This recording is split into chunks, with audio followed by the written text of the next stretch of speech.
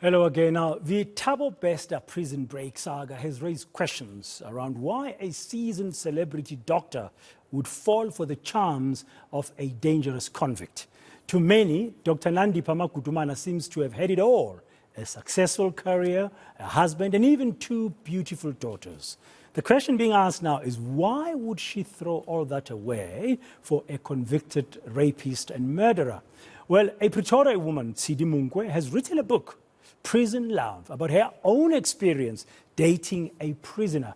To speak about this book, of course, and also shed maybe some light for us about this Thabo Bester Nandi Pamakutumana relationship, she's in studio with me. Good afternoon, Tshidi. Welcome to today. Thanks for coming through. Good afternoon, Mr. Moyane. Thank you so much for the platform.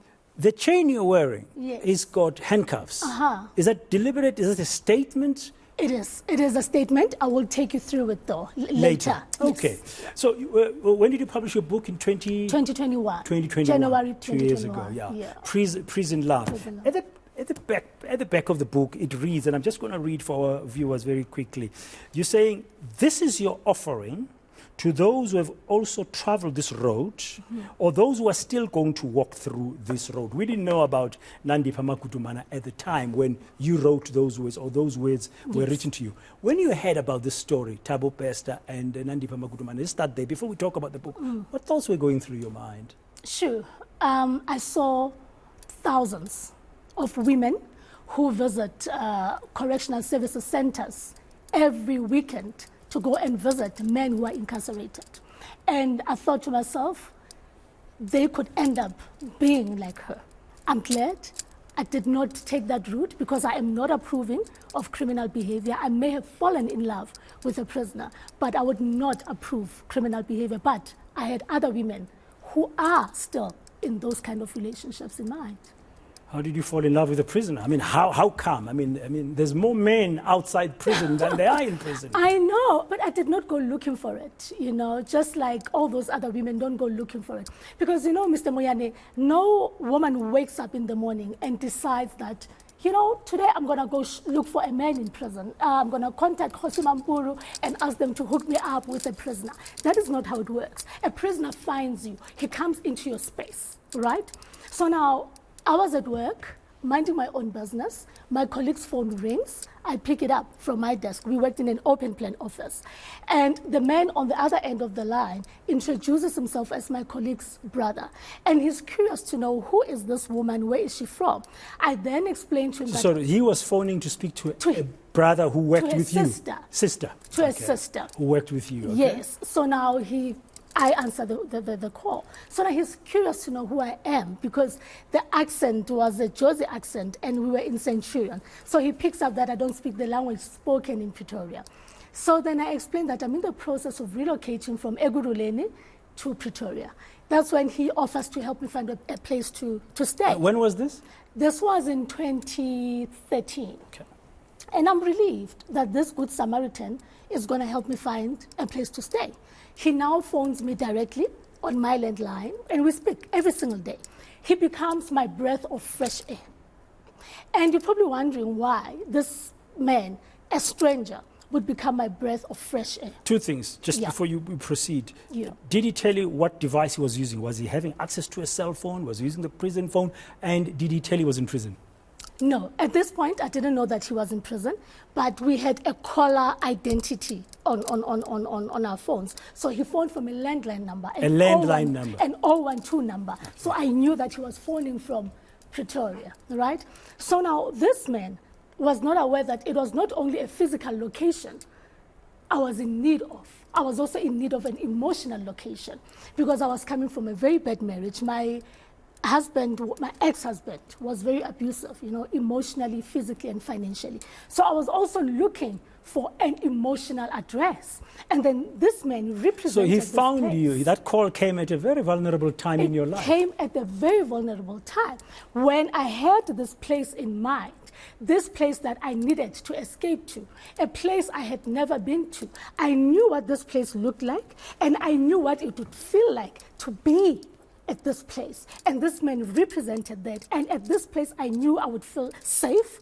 I would feel loved. I would feel valued. I'd be treated like a queen. Because of how he was coming across on the phone. Yes, even even without speaking to this man, this is a place I have been longing for. Yes. For many years. And I had this place in my mind. And this man comes into the picture when everyone that I'm speaking to takes me back to a place I don't want to go back to. Because I'm not only running away from my husband who's making death threats, I'm also running away from myself. And as I'm running away from myself, I want to run towards something. And then this man represents that. Very emotional, vulnerable place that you're at. So when do you get to know he's a prisoner, and how do you react to that? So now this is 8 weeks after we've been speaking every day on the phone, because I love what I'm getting from this man, and I want to get more of it, and in person, you know. And this is when I asked him, when are you going to come and visit us here at work so that I can get to meet this wonderful man that I've been speaking to? He takes a very deep breath and says, I won't be able to because I'm in prison.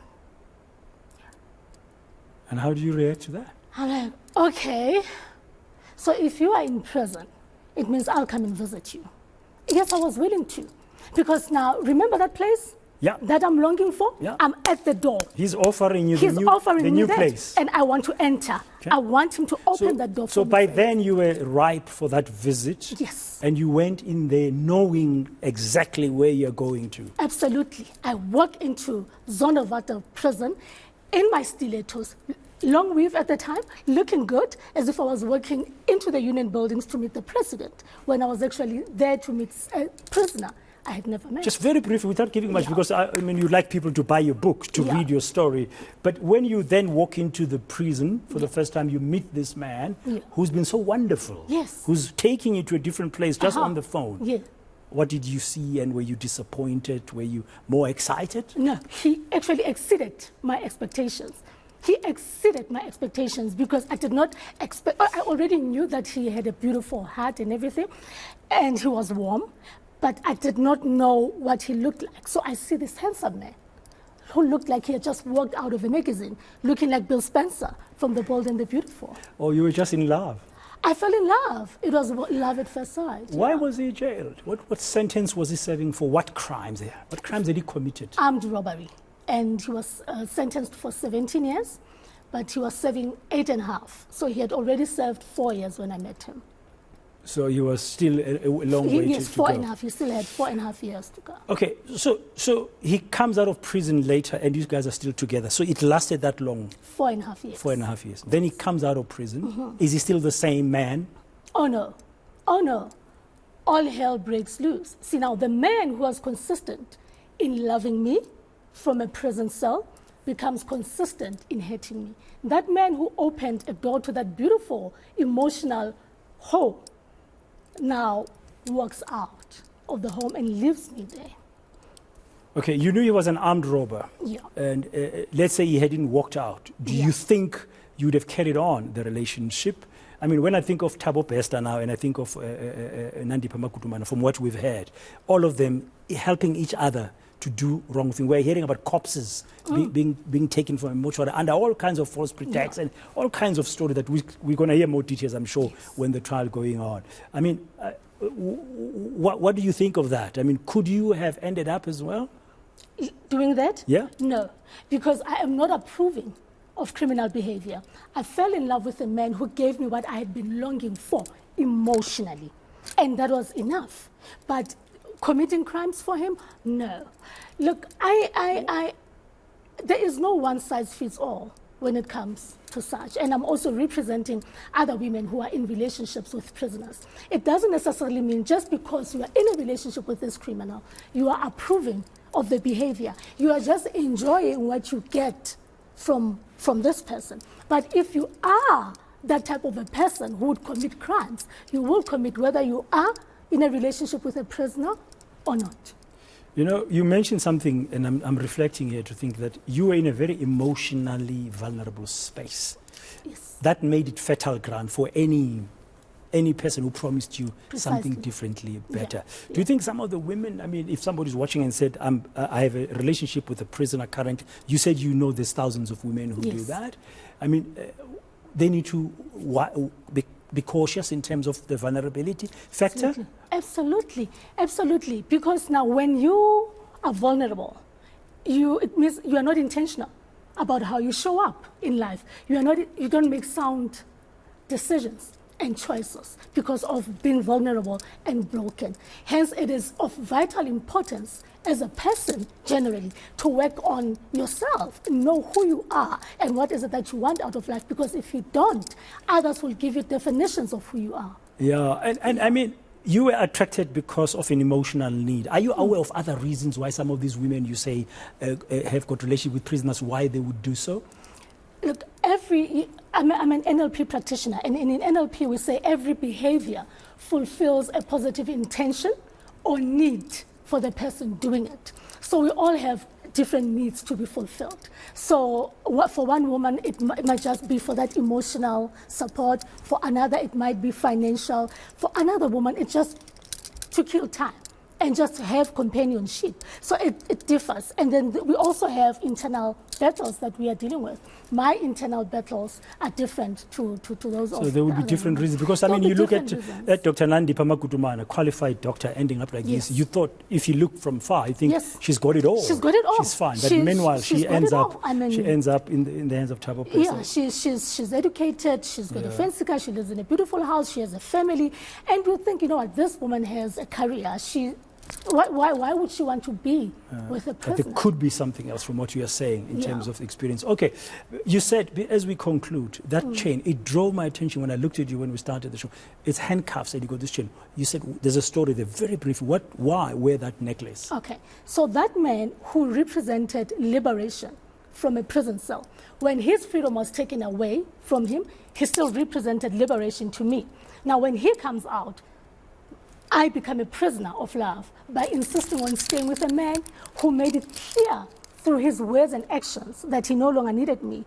When he let me go, the minute he stepped out of prison, I could not let him go. These handcuffs, even in the book, they're not cuffed on my wrists. It means I could have easily let go, but I insisted on holding on to a man who no longer needed me, so I became a prisoner of love. Have you let go? I have.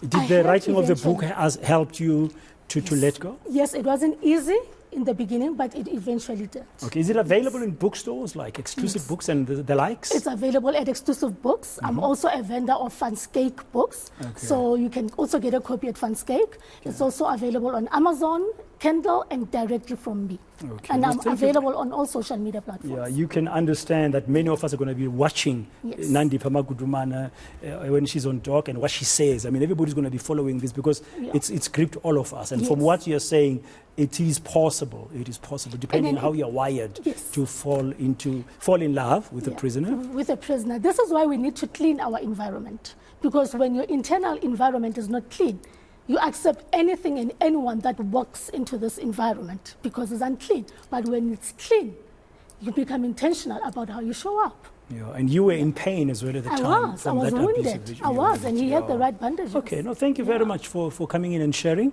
and all the best. But thank you. To talk, can I keep this copy? Absolutely, Okay, yes. fine. I'm looking forward to reading it. I'm sure it's not going to be an easy read from what you've just said. Thank you very much. You. Tshidi Monkoe, author of Prison Love.